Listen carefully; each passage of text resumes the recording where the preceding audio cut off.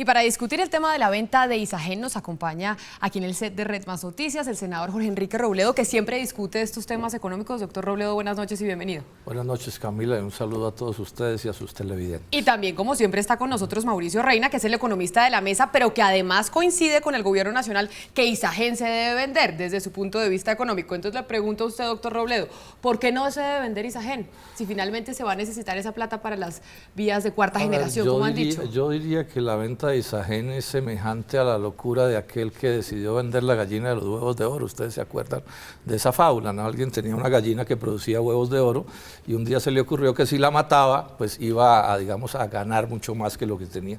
Ese es el caso, es que a Isagen no la venden, Camila, por ser una mala empresa, sino por ser una excelente empresa. Entonces ahí empieza la contradicción. Es una empresa que renta muy bien, tanto en lo que tiene que ver con dividendos como con valorización de las acciones.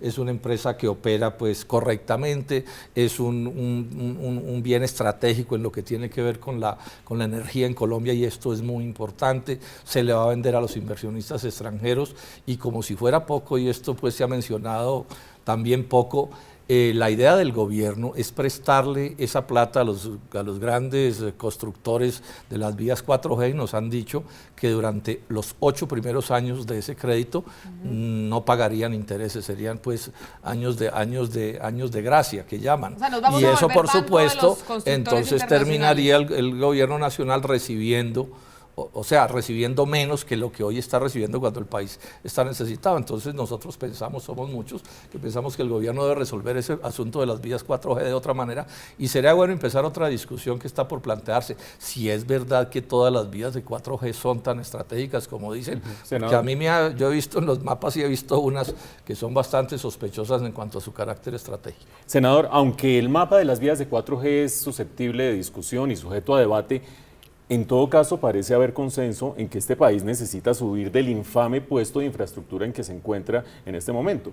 Y usted me dirá si yo me equivoco o no, la rentabilidad para el país, no para el gobierno, de tener unas vías, unos recursos para promover esas concesiones de 4G puede ser mayor que tener el activo, que yo entiendo que usted le tenga una resistencia a que se enajene frente a inversionistas extranjeros, pero desde la perspectiva del país, ¿no le parece que superar ese cuello de botella es más importante que la propiedad de Isagen? El doctor Cárdenas, el ministro de Hacienda, dijo que la rentabilidad que iba a tener ese activo convertido en vías iba a ser del orden como del 13%, sí, fue la cifra que él dijo. Bueno, yo le pedí oficialmente en mi oficina, le envié una carta con un derecho de petición diciéndome, bueno, muéstreme los estudios de donde usted saca esa cifra, y todavía estoy esperando la respuesta, o sea, que tampoco tienen cifras. Entonces, aquí se hacen unas discusiones sobre cosas que son concretas y ciertas, y lo otro son suposiciones y cosas, senador, que el gobierno no puede demostrar. Un tema que no quiero dejar pasar de lado es el siguiente. Muchos se dan el crédito político de lo que significa esto frente al gobierno, pero por ejemplo, usted conoce nombres como José Roberto Acosta, como Mario Valencia,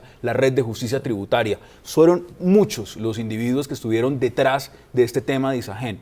Si no existieran este tipo de vedurías, ¿cómo sería entonces? No, sería un desastre, porque el gobierno podría hacer lo que se quiera. Yo hoy, cuando di mis primeras declaraciones al respecto, reivindiqué, digamos, el papel clave que jugó Justicia Tributaria, el propio sindicato de los trabajadores de Isagen, las personas que usted ha mencionado, y creo que eso es un hecho muy positivo, que en el país se entienda que estas cosas hay que controvertirlas, y que si al final la opinión pública, porque yo creo que esto es más un fenómeno de opinión pública, gana el debate, pues el gobierno debe ceder. Hoy el gobierno iba a tener un desastre en el Senado. 5 partidos políticos, o 4 partidos políticos, la mitad del Senado le íbamos a pedir oficialmente que no vendiera Isagen. Yo creo que es eso en buena medida lo que termina precipitando el hecho. O sea, el gobierno perdió el debate ante la opinión pública, y creo que es lo que explica en últimas esta decisión, que afortunadamente toman, porque el colmo sería que hubieran insistido en el disparate. Senador, ya para terminar y para redondear esa idea suya, ¿a usted le parece entonces que el ministro está mintiendo cuando dice que se está postergando un año porque se lo pidieron los solicitantes, los postulantes? Él da esa interpretación, y yo no voy a entrar a discutir esa interpretación, pero el otro hecho que es cierto es que hoy más de la mitad del Congreso le iba a decir al gobierno, o del Senado le iba a decir al gobierno, que no vendiera ese activo, porque lo cierto es que en el propio Congreso, entre el propio santismo, hay una corriente muy grande en contra de esa decisión. Ese es un hecho cierto. Las otras cosas que dice el ministro, bueno, tomémoslas ahí, pero este es el hecho cierto, una movilización nacional en contra de esa idea.